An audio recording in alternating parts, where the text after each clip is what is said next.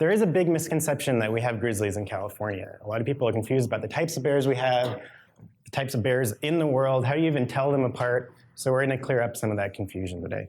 The story of the California grizzly is tied in really intimately with the history of our state, and that becomes really apparent anytime you see any kind of official document from California, right? This is an animal that's on our flag, it's on a whole bunch of our seals, it's the mascot for 3 of our UC teams. And also, no one knows this is a thing, but we have an official state prehistoric artifact. It's called the chipstone bear. It was found in Carlsbad, California.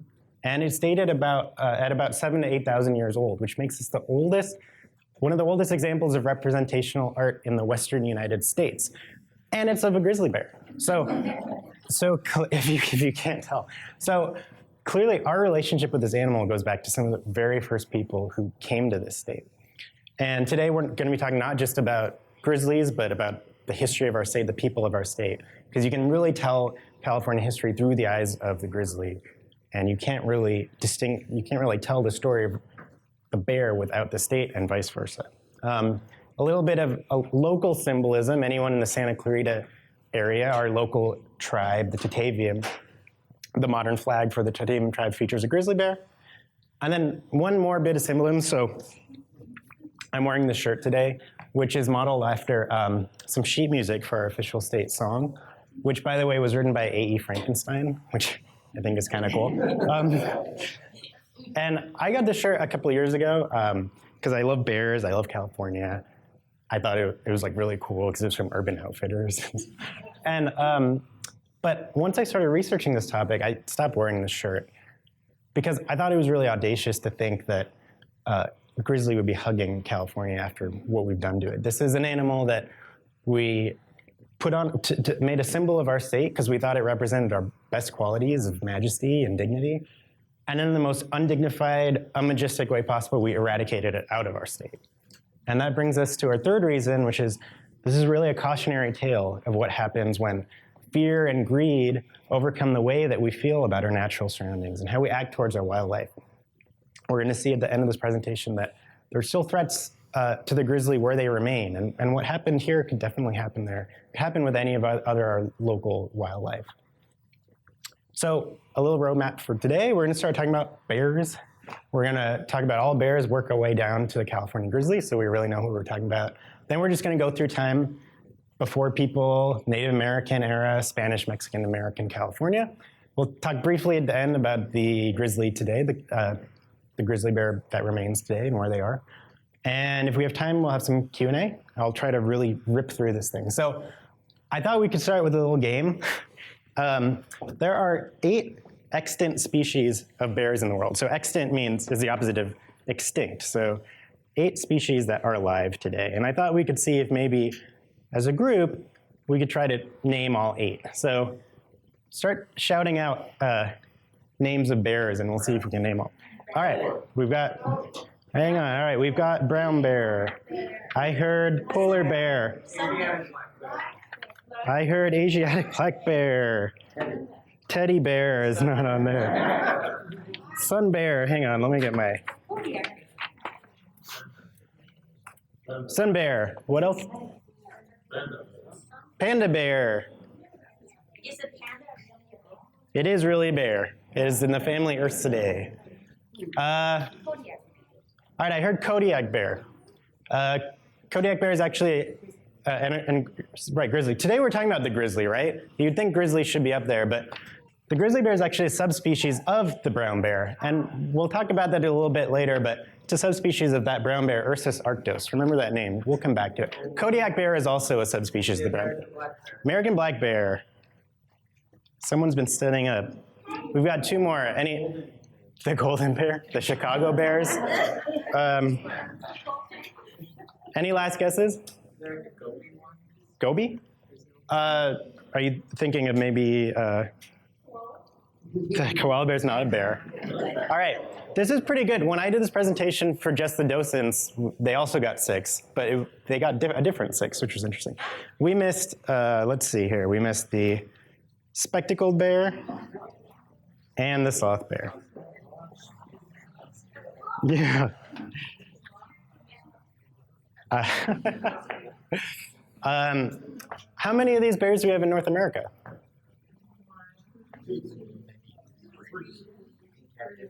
What number are we saying? 3. 3, right, these guys. So polar bears are really easy to identify, right? I don't need to really teach you how to identify them. We also know where they live. They live like up north, right? So let's whittle this down more. So in the contiguous United States, these are our bears. These are the 2 bears we have in the lower 48. We've got our black bear and our brown bear. It's really easy, right? So what's this?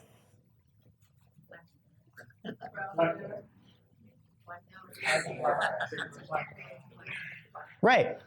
Confusion is a correct response here, because that is a black bear. Hi. Not only is that a black bear, but all of these guys are black bears too. The problem is that black bears have the word black right in their name, right?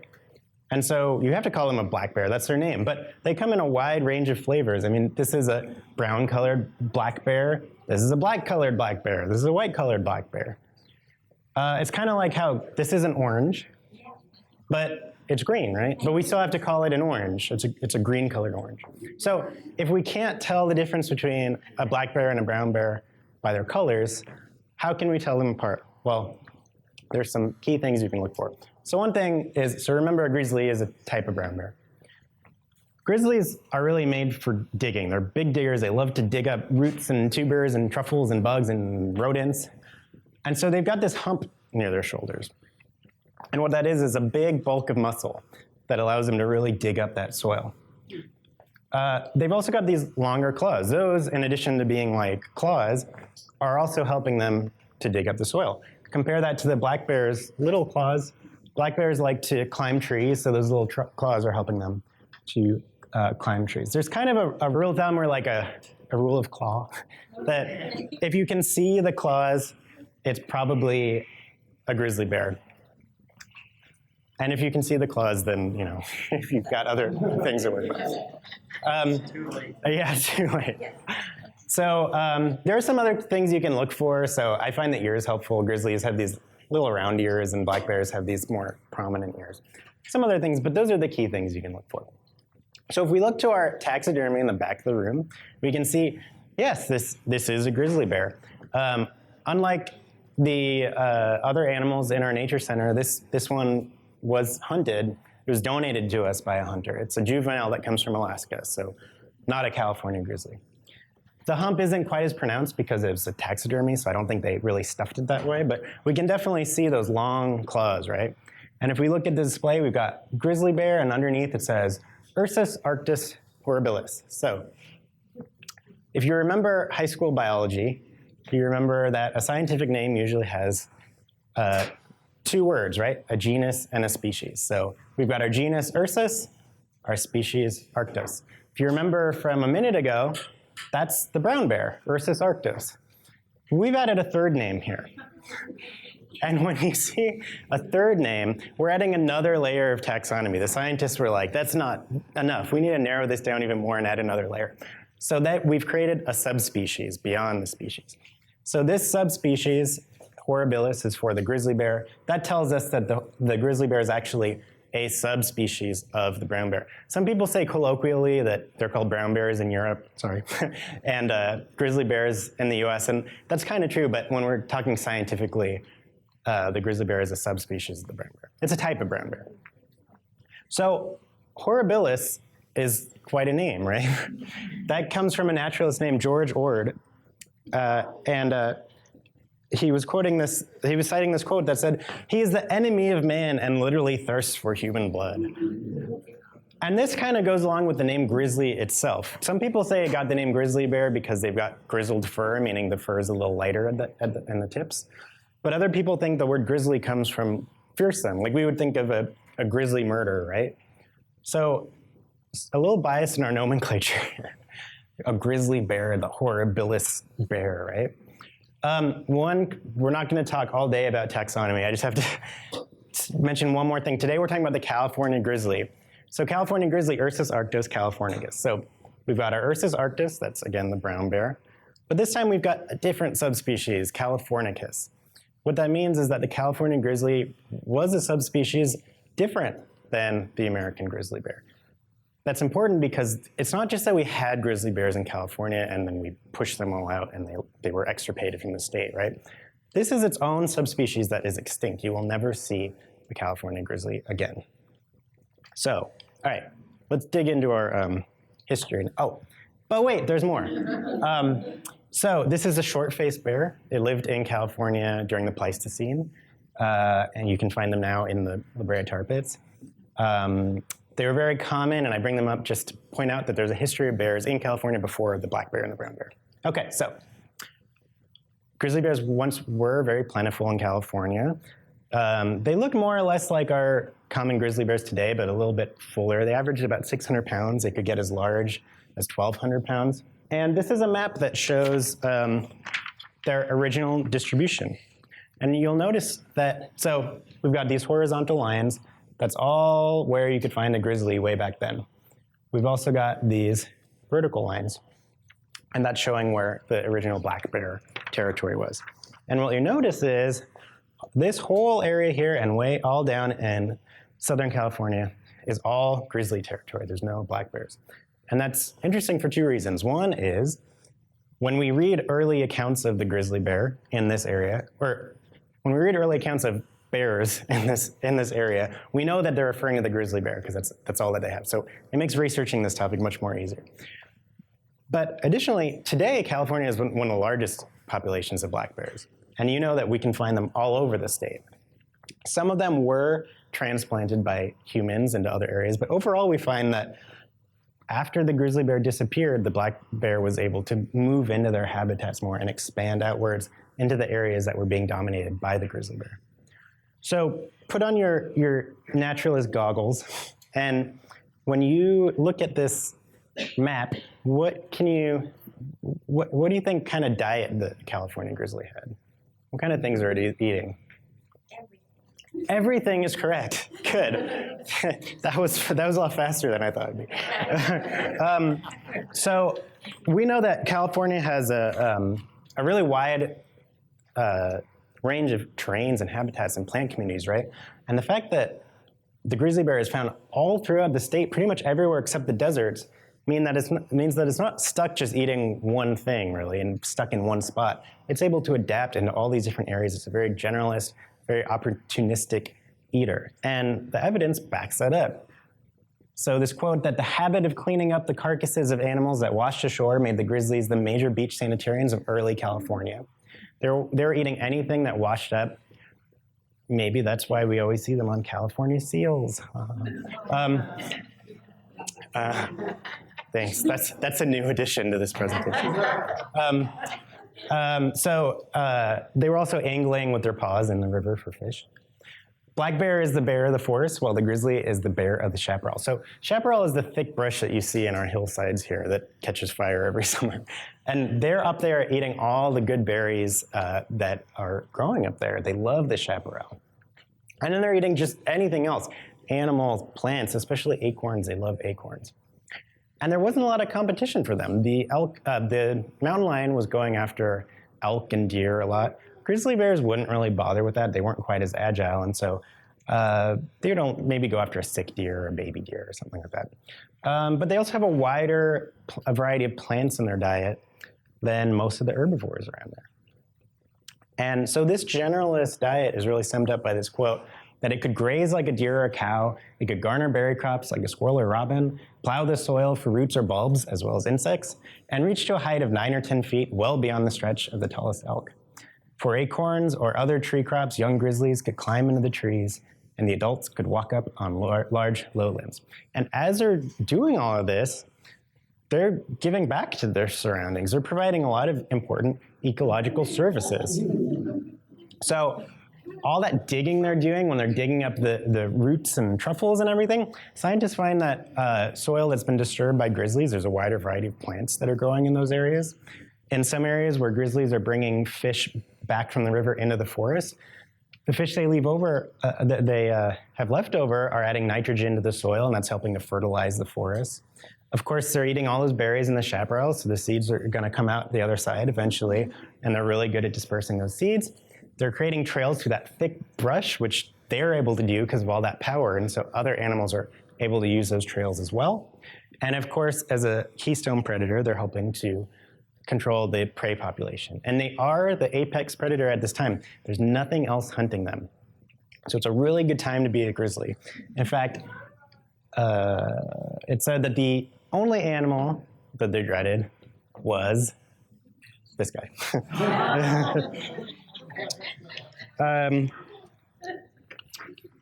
Were there grizzlies right here in Placerita Canyon? Probably. We know that they were definitely in this general area. We have everything they would have wanted here. We have the chaparral on the hills.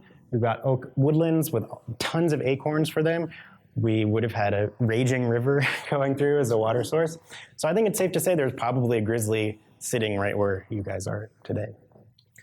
We don't know really the original population, how common they were, but these early quotations, this early quote says that they were everywhere. They were upon the plains, in the valleys, on the mountains, so that I have often killed as many as 5 or 6 in one day, and it was not unusual to see 50 or 60 within the 24 hours.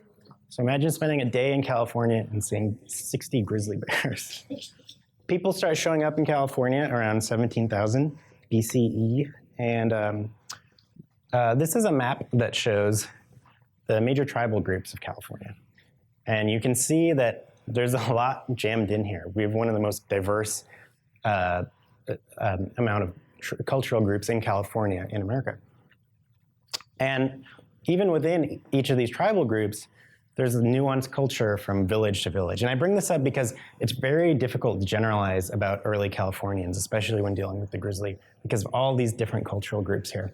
So I'm going to try to just pick pieces out and do a little survey, and we'll try to find some overarching themes, because there are some overarching themes. And when I first started researching this topic, I watched a short documentary about the California grizzly, and it had like a grizzly walking through the meadow, and there's a chief standing, looking out at him, and the wind was blowing in his hair, and there's flute music playing, and it was talking about the harmonious coexistence between these two species.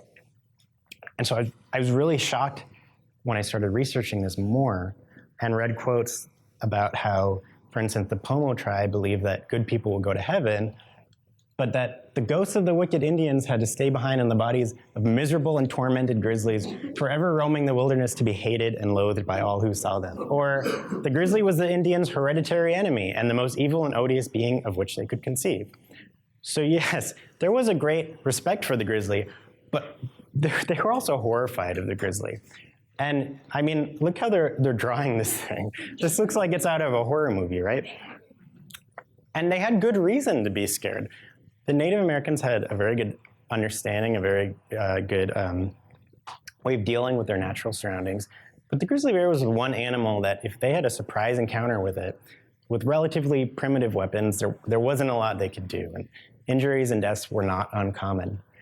And it's summed up by this Shasta member who said, "The biggest man is scared of a grizzly. He will cry and tremble. Anyone who has had trouble with the grizzly will just bawl and cry. If you just hear one, it scares you to death. You may not know you are shaking until you light your pipe, and your hand will just be shaking. Nothing else has that power."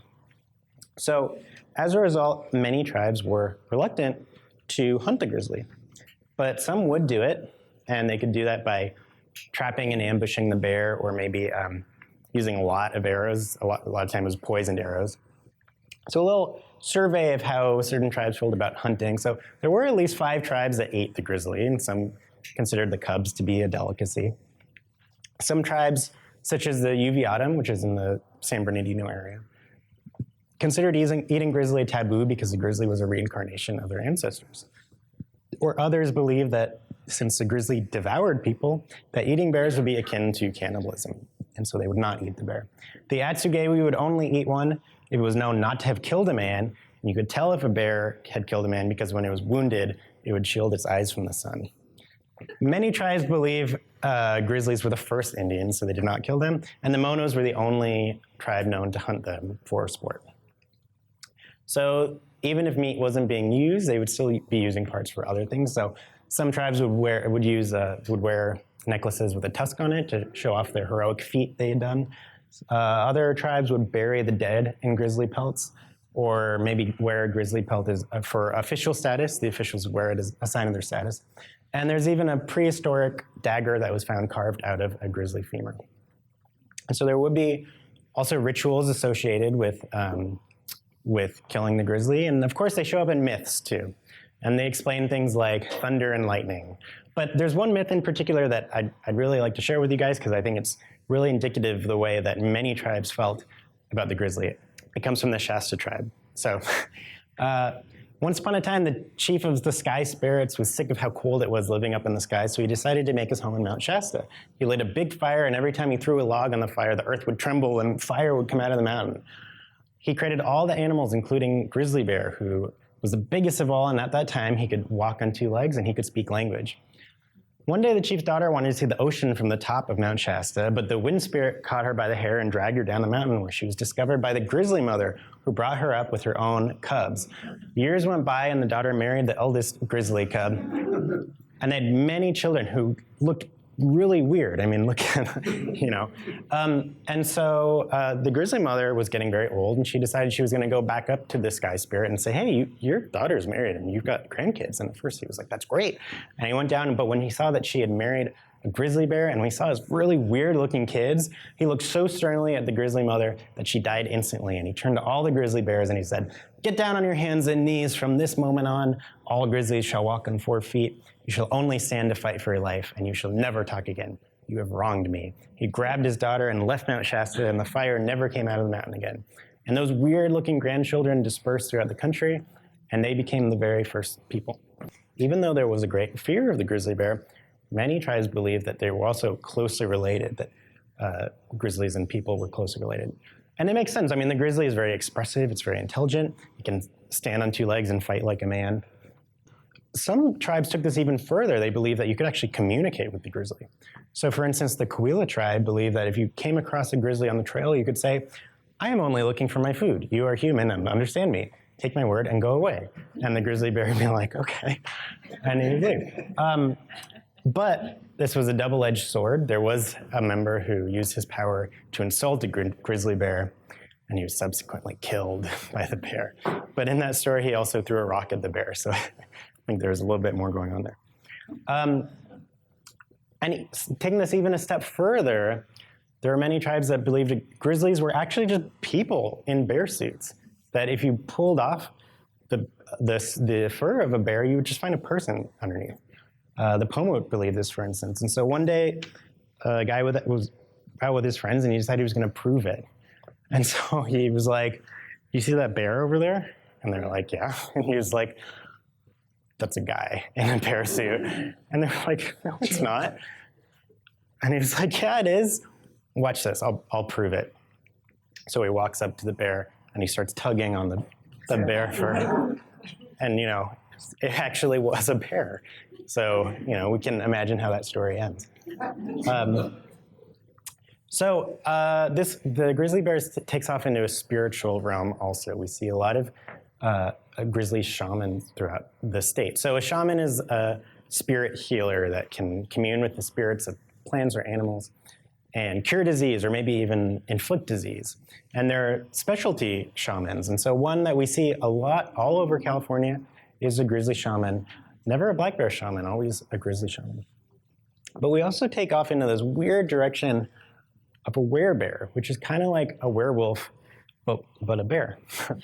And unlike the shaman, this was not, they did not practice medicine.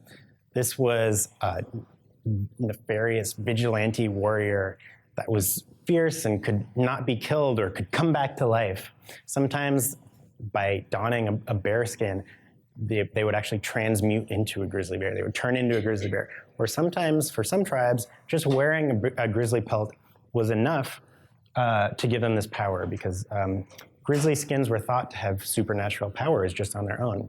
In fact, there's one story that werebear came back from battle one night and he went to his wife and he didn't take off his suit. And trying to think of like a kid-friendly version of the story. But basically 9 months later, the wife had 2 grizzly cubs.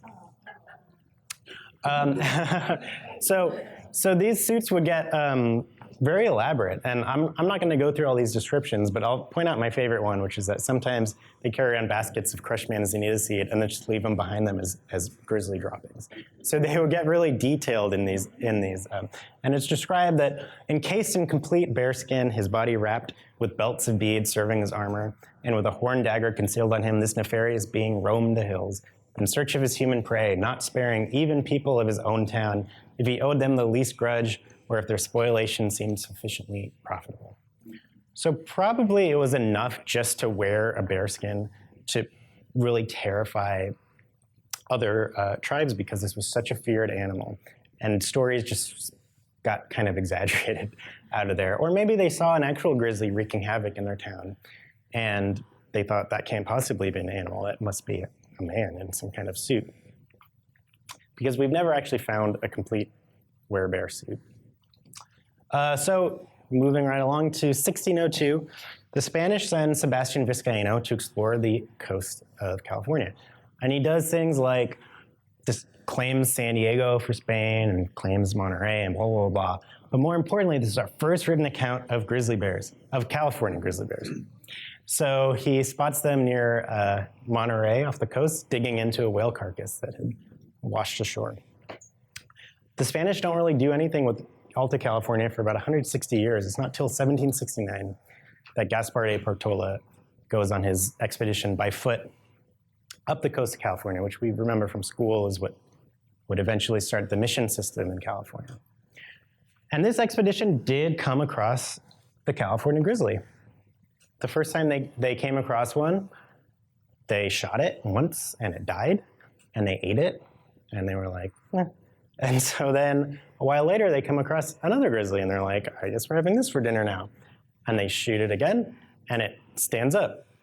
And then they shoot it a second time, and it starts coming towards them. And it takes 7 to 9 shots to take this grizzly down. And they're like, whoa, that first grizzly we saw was like sick and old or something. This is the real deal. But this is a really important moment, because this is the first time that the California grizzly faces off against firearms. And when some of the Native Americans first see this, some of them are ecstatic. They've never seen a man be able to take down a grizzly this way.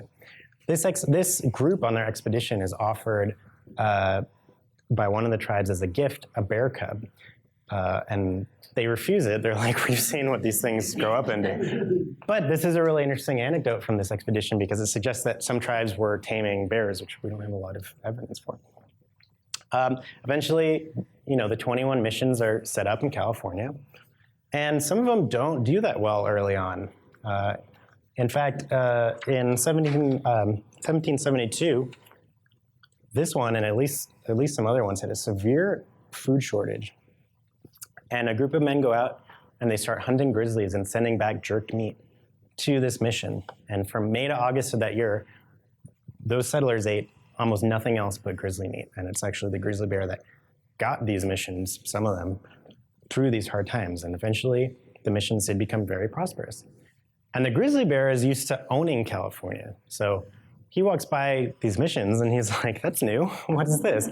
And he walks into them and he's not really looking for trouble, but he can easily be provoked into a rage. And there were some deaths and injuries that happened among those early settlers. But overall, in addition to bringing guns, the Spanish also brought back horses with them, which also made encounters with grizzlies a little bit easier to survive. There wasn't a lot of hunting for meat early on. The Spanish didn't really care for the taste of grizzly. There was a little bit of fur trading going on with foreign merchants, but overall, the bread and butter of that early California economy was cattle hide and cattle tallow. And this is where the relationship becomes even more adversarial between the settlers and the grizzly, because for the first decade of the 1800s, pretty much every day herdsmen would watch a grizzly come in and take one of their cows and eat it. And there's very little they could do.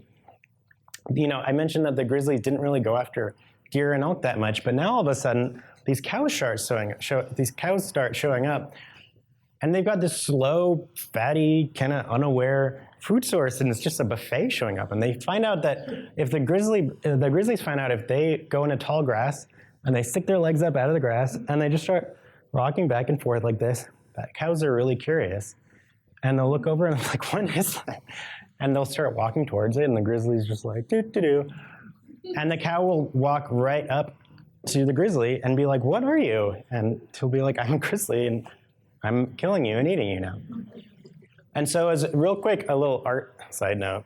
So this is not totally accurate. The Mexican vaqueros would use these, they call them riatas, they're kind of like glasses. They wouldn't really go after the neck like that. They'd be more likely to go after the legs. But there were campaigns to exterminate this bear during the Spanish era here. But overall, they couldn't really put a dent in the numbers. I mentioned that the economy was based on cattle, hide, and tallow, not really meat. There's no refrigeration back then. So that means there's a lot of leftover meat just lying around. And who's going to eat it all? Well, the grizzlies are going to eat it.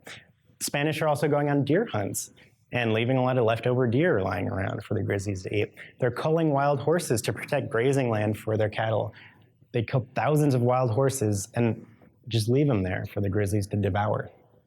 So as the grizzlies' natural food sources are being encroached upon, suddenly they have this new, really nutritious food lying around for them. In 1821, Mexico declares independence from Spain, and Mexico sees the missions as being loyal to the Catholic Church in Spain. And so in 1833, they passed the Secularization Act, which basically dismantles the mission system, and it privatizes all that land. What that means is that they're giving a lot of land grants out now for people to come up and start their own ranches up there. So a lot of people are coming in, but they're also bringing with them a lot of cattle. So there's more and more cattle coming to California, and it's around this time, the mid-1800s, that we actually see the peak of the grizzly population, an estimated 10,000 in California, which is really interesting because you would think that as soon as Europeans start showing up, that the grizzly population starts going down, right? But there's actually a spike here because they're just bringing so much food with them for the grizzlies. But even with that, it's not the best time to be a grizzly. Bear and bullfights are becoming very common. This is a tradition that went back to mainland Spain. And during Spanish California, they'd do these on special events, but during the Mexican era, they become just more and more common. Sometimes the bear will be tied up, sometimes the bear and bull will be tied together, but the point is they were made to fight, and it got pretty gory. But this was a spectacle that would bring people from all over the state, all different kinds of people, to see this. When the Americans first saw this, they were kind of horrified. They're like, this is like barbaric. But eventually they got bored and they saw that there was a lot of money to be made in these. In fact, California actually taxes these events at one point because they're bringing in so much money. And as the Americans take over, it becomes less of a traditional thing, more of kind of a tawdry spectacle. Over the years, the grizzlies would be forced to fight not just bulls, but a lion, another grizzly, 2 bulls at once, donkeys, a dairy cow, and on at least one occasion, hundreds of city rats who crawled and tormented the bear under its fur. These are banned in Los Angeles in 1860, but in California, they're still on record as late as 1881. Public opinion starts to change, and really it just becomes harder to find California grizzlies after a while. Let's step back in time a little bit. So in 1846, there's a really momentous occasion that happened in California. Remember, at this time, California is a Mexican territory, and there are many American immigrants who are coming in to live in California. The Mexican government, the American immigrants are not very trusting of one another. And there are a lot of rumors that Mexico and America are going to be going to war soon. And a group of about 34 guys get together, and they're like, I bet Mexico's going to come after us and try to round us up to make sure that we don't start a rebellion because of this war that's going to happen. We should just rebel right now before they have a chance to do anything. So they're all like, yeah. And so they march into the Sonoma estate of General Vallejo, and they imprison him, and they claim this territory for the new independent California Republic. And of course, they have to hoist a flag for their new territory. And so they're like, well, I don't know. They get a guy named William Todd, who, depending on where you read, is either the nephew, cousin, or brother of Mary Todd Lincoln. And he is charged with designing this flag, so he puts a star and a stripe on there, and he's like, I don't know, well, why don't I put something from our local surroundings too, like something that represents like how cool we are and like how fierce we are. What could it be? I don't know, maybe like a pig. No, it's not. So this is actually, that's actually a grizzly bear. Everyone thinks it looks like a pig. I just read that even some of the men in this rebellion commented that it looked like a pig. But it is supposed to be a grizzly bear. This rebellion was short-lived. What they didn't know is that Mexico and America already had gone to war. The news just hadn't reached the West Coast yet. So in less than a month, the US military was occupying California, and the rebellion was over. But the influence on our modern state flag is really clear, right? All the elements are there. It's just a really bad drawing. In 1850, California becomes the 31st state. And a bunch of the men that were in this rebellion are in the they're delegates to the Constitutional Convention of California. And a really hot debate was, what is our state seal going to look like? And of course, those guys are like, well, we've got to have a grizzly on there. We've got people need to remember us and like whatever it is that they thought that they had done. And another delegate to the Constitutional Convention was General Vallejo, the guy who they had imprisoned. Awkward.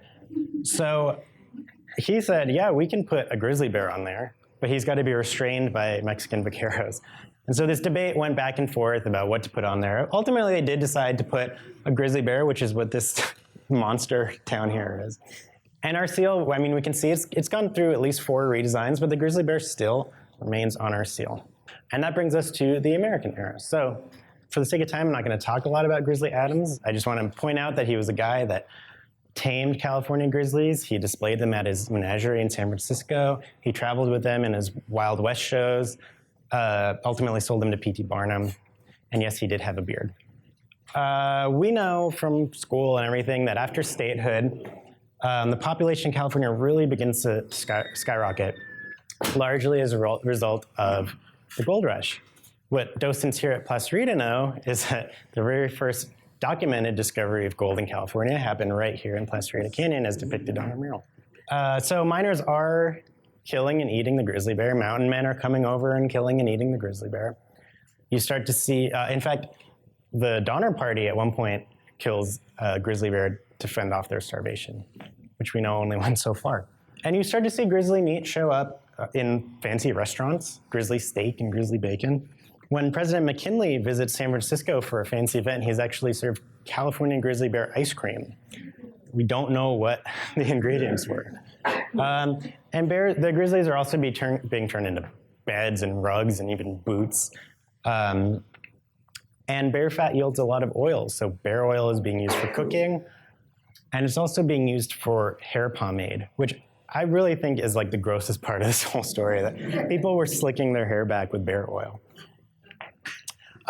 There is a technological advance that was really crucial to the story of the grizzly, which is the repeating rifle becomes very popular around the late 1800s, so like the Winchester. So without needing to load a bullet each time you're firing, it becomes relatively easier to take down a grizzly. It means everyone can kind of try to get in on the fun. But it wasn't really hunting for meat that did the grizzly in. This is around the time when, California more and more is becoming the agricultural center that we know it as today. And we've already seen that agriculture and grizzlies really don't mix. Apiaries were being targeted as grizzly thefts, which they call them. There's a vineyard in Pasadena that claimed losses to grizzlies eating their grapes. And also California was being marketed as this halcyon Eden that'll cure what ails you, and come enjoy our groves and poppies and everything. The grizzly bear just didn't fit this idyllic setting that they were marketing to everyone. You'll notice there are no grizzly bears in these pictures. The hunting of grizzlies really becomes relentless. Grizzlies have a relatively low birth rate, and so people were hunting them at a rate that they could just not keep up with.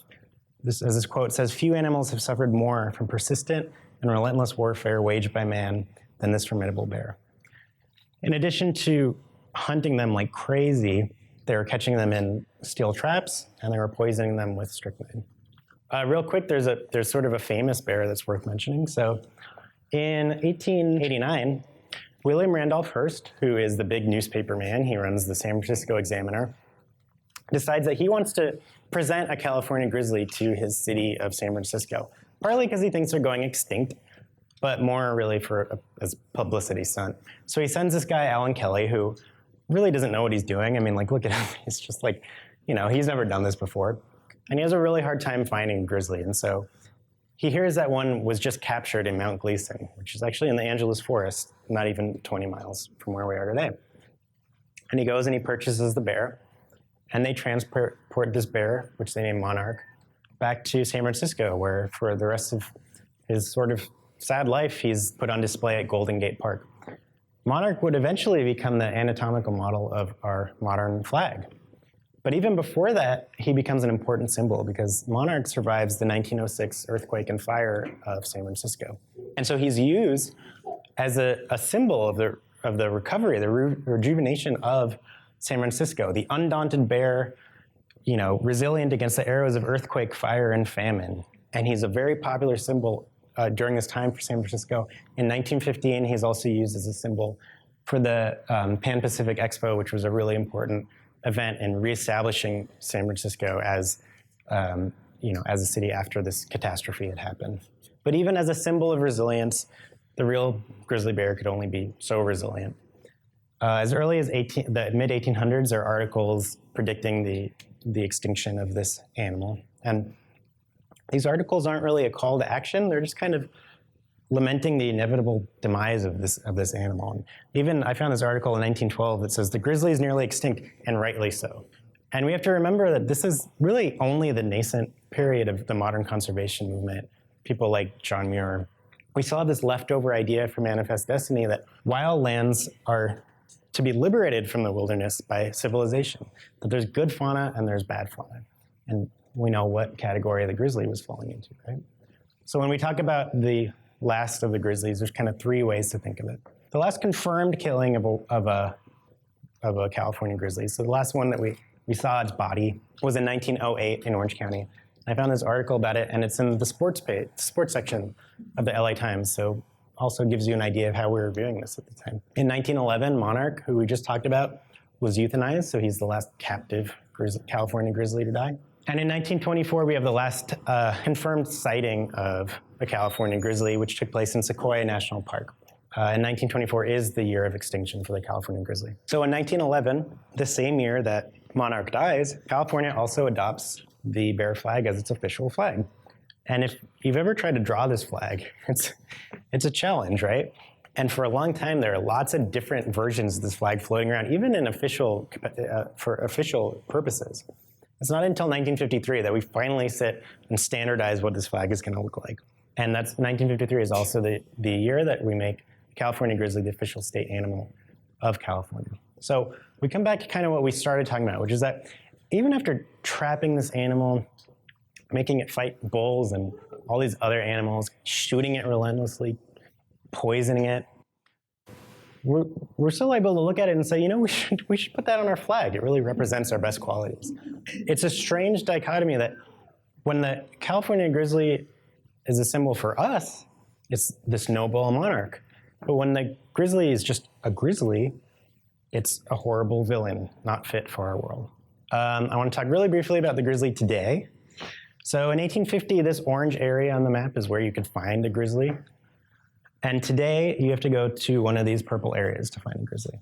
We've totally decimated their territory. This isn't including Western Canada and Alaska, where they're doing a little better. But in the contiguous United States, we've only got 1,600 grizzlies left. About 700 of them are in this greater Yellowstone ecosystem. But they're facing many threats from climate change and invasive species. A lot of their favorite foods, like white bark pine and cutthroat trout, are declining, and that's bringing them further out of the parks, and it's making them look more for meat, which is bringing them into more conflict with ranchers, which, as we've seen, is usually not a good thing. In the last 2 years, over 100 grizzlies have been killed in this area alone as a result of human and bear conflict. Even with all that, there's a decision that has gone through all the steps and is awaiting a decision from the Department of Fish and Wildlife Services of whether we should remove federal protection for this population of grizzly.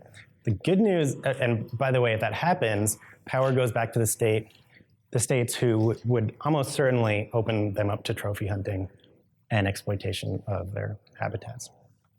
The good news is that they've had to delay this decision 6 months because they received over 650,000 comments about this question of whether to remove protection.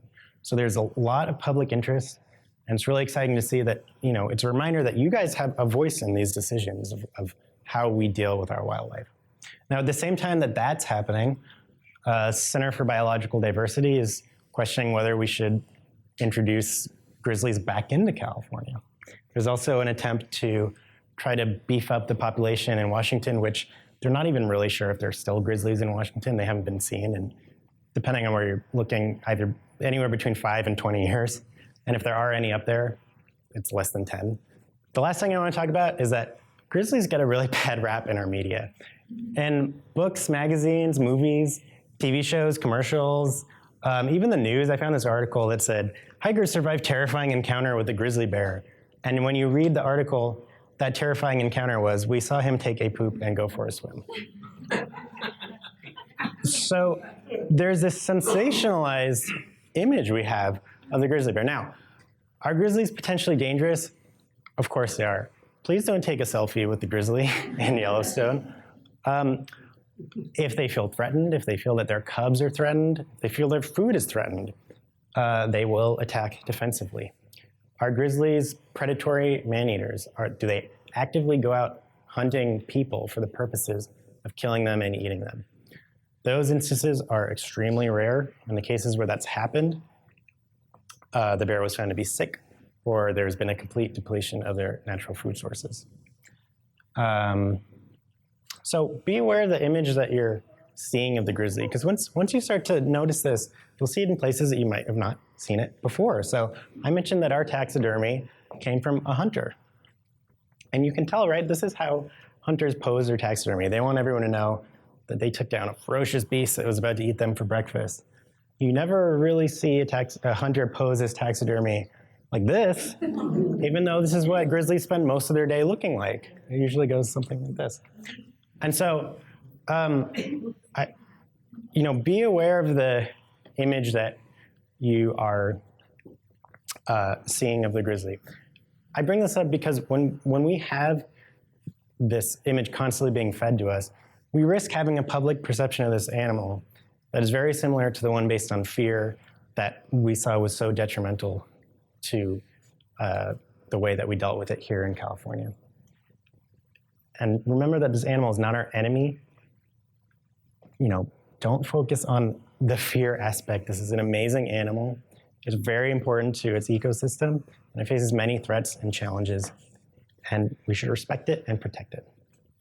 I want to end with a quote from Alan Kelly, who you remember was the man that William Randolph Hearst sent up in the mountains to find monarch. And when he was up there, he wrote, "Many of my prejudices and all of my storybook notions about the behavior of the carnivore were discredited by experience. And I was forced to recognize the plain truth that the only mischievous animal, the only creature meditating and planning evil on that mountain was the man with the gun. I was the only really dangerous and unnecessarily destructive animal in the woods, and all the rest were afraid of me." Thanks for coming, guys. Oh, thanks.